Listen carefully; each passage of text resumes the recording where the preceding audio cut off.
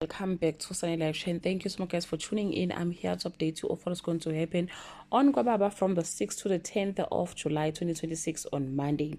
Bahumi is busted for lying about her work trip. Umhlaba's web of lie tightens around him. Musa watches helplessly as his family, especially Umambugaze, embraces the girl he's been trying to get rid of on Wednesday.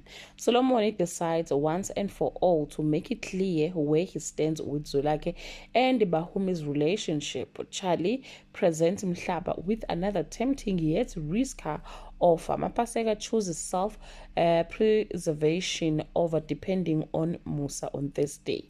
Zulake and Bahumi secure their new Lobola date. Mhlaba continues to walk a dangerous path, and Chulufelo, a secret job, raises concerns, questioning the foundation of the Mtaung's trust. On Friday, a shocking discovery leaves Zulake conflicted and shaken. Chulufelo's double life becomes harder to hide, and an emotional bomb detonates at home, most especially after losing control of his life. Well, guys, that's all I have for today. You can leave your comment and share your opinion. Bye.